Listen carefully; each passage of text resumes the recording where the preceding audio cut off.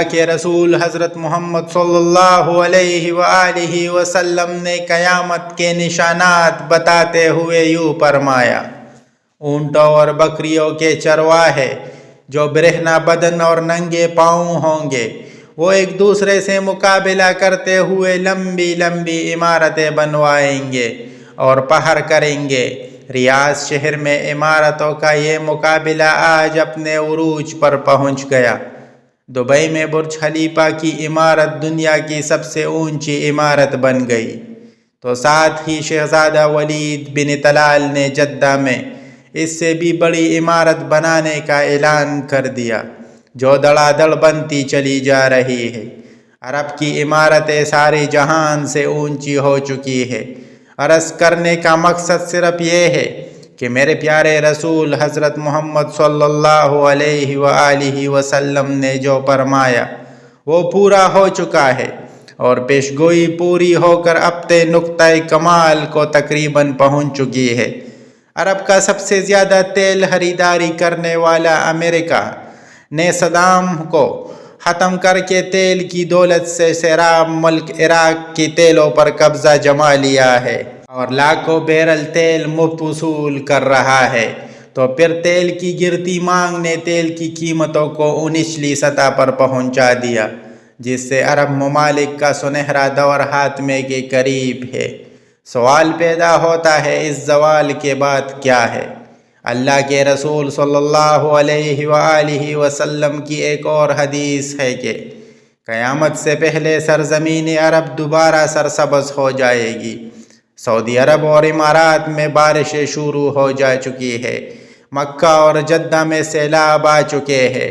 عرب سرزمین جیسے پہلے ہی جدید ٹیکنالوجی کو کام میں لا کر سرسبز بنانے کی کوشش کی چکی ہے، وہ قدرتی موسم کی وجہ سے بھی سرسبز بنتے جا رہے ہیں۔ سعودی عرب گندم میں پہلے ہی خود کفیل ہو چکا ہے، اب وہاں خشک پہاڑوں پر بارشوں کی وجہ سے سبزہ اگنا شروع ہو چکا ہے، پہاڑ سرسبز ہونا شروع ہو گئے ہیں۔ بارشوں کی وجہ سے آخر کار حکومت کو ڈیم بنانا ہوں گے، جس سے پانی کی نہریں نکلے گی، بریالی ہوگی، سبزہ مزید ہوگا، فصلیں لہلہائیں گے۔ یوں یہ پیشگوئی بھی اس تکمیلی مراحل سے گزر جا رہی ہے، اور جو میرے حضرت محمد صلی اللہ علیہ وآلہ وسلم نے فرمایا، اسے ہم اپنی آنکھوں سے دیکھتے جا رہے ہیں۔ اگر حدیث پر غور کریں تو مشرق وسطیٰ کے زوال کا آغاز ملک شام سے شروع ہوا، لیکن شاید عرب ممالک یا تو یہود و نصارا کی چال سمجھ نہ سکے یا بے رحمی اختیار کی، لیکن وجہ جو بھی ہو یا نہ ہو، سرکار صلی اللہ علیہ وآلہ وسلم کی بتائی ہوئی علامات کو تو ظاہر ہونا ہی تھا۔ حدیث کے مطابق رسول اللہ صلی اللہ علیہ وآلہ وسلم نے فرمایا، جب اہل شام تباہی و بربادی کا شکار ہو جائے تو پھر تم میں کوئی خیر باقی نہ رہے گی۔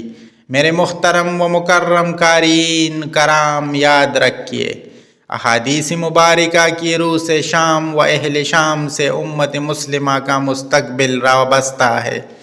اگر ملک شام ایسے ہی برباد ہوتے رہا تو پوری امت مسلمہ کو کوئی خیر نہیں۔ ویسے تو 90% آباد ہو چکا، اب جبکہ 5 سالہ خونریزی میں 8 لاکھ بے گناہ بچے، بوڑھے، عورتیں شہید اور لاتعداد دوسرے ملک کی سرحدوں پر زندگی کی بھیک مانگتے ہوئے شہید ہو رہے ہیں، اور اتنے ہی تعداد میں زخمی یا معذور ہو چکے ہیں۔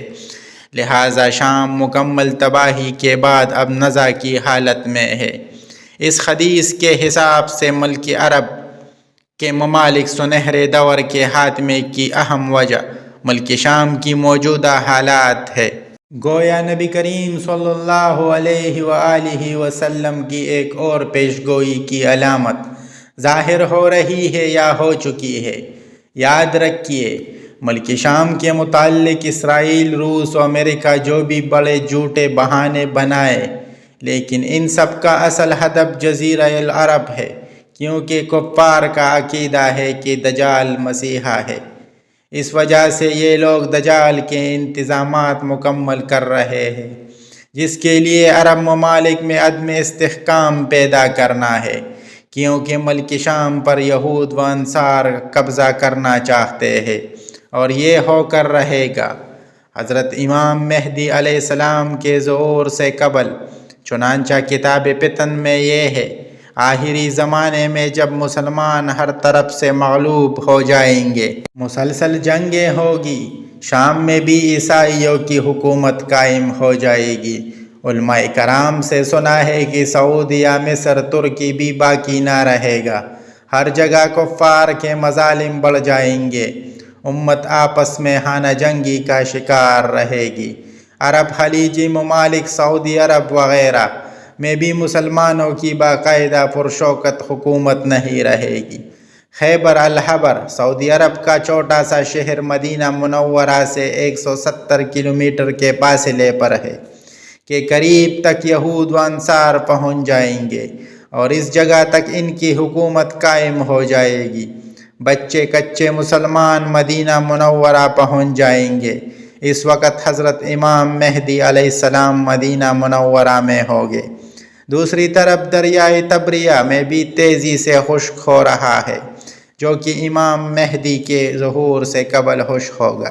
اس لیے جب مشرق وسطیٰ کے حالات کو، خصوصاً مسلمانوں اور ساری دنیا کے حالات کو دیکھتے ہیں تو صاف نظر آتا ہے دنیا ہولناکیوں کی جانب بڑھ رہی ہے۔ فرانس میں حملوں کے بعد فرانس اور پوپ بھی عالمی جنگ کی بات کر چکے ہیں۔ سوال پیدا ہوتا ہے کہ اس عالمی جنگ کا مرکز کون سا خطہ ہوگا؟ واضح نظر آ رہے ہیں مشرق وسطیٰ ہی متوقع ہے۔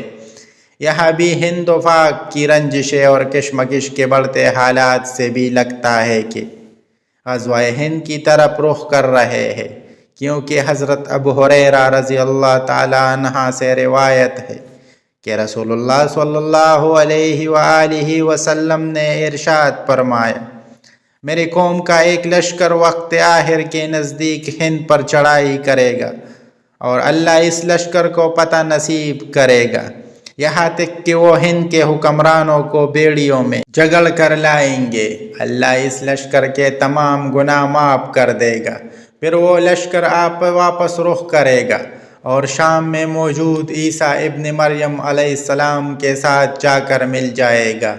حضرت ابو ہریرہ رضی اللہ تعالیٰ عنہ نے فرمایا، اگر میں اس وقت تک زندہ رہا تو میں اپنا سب کچھ بیچ کر بھی اس لشکر کا حصہ بنوں گا، اور پھر جب اللہ ہمیں فتح نصیب کرے گا تو میں ابو ہریرہ جہنم کی آگ سے آزاد کہلاؤں گا۔ پھر جب میں شام پہنچوں گا تو عیسیٰ ابن مریم علیہ السلام کو تلاش کر کے انہیں بتاؤں گا کہ میں محمد صلی اللہ علیہ وآلہ وسلم کا ساتھی رہا ہوں۔ رسول اللہ صلی اللہ علیہ وآلہ وسلم نے فرمایا اور کہا، بہت مشکل، بہت مشکل، آنے والے ادوار بڑے پرتپن نظر آ رہے ہیں، اور اس کے متعلق بھی سرکار صلی اللہ علیہ وآلہ وسلم نے فرمایا تھا کہ میری امت میں پر ایک زوردار دور آئے گا جس میں فتنے ایسے تیزی سے آئیں گے جیسے تسبیح ٹوٹ جائے، ایسے تسبیح کے دانے تیزی سے زمین کی طرف آتے ہیں۔ لہٰذا اپنے نسلوں کی ابھی سے تربیت اور ایمان کی فکر فرمائیے۔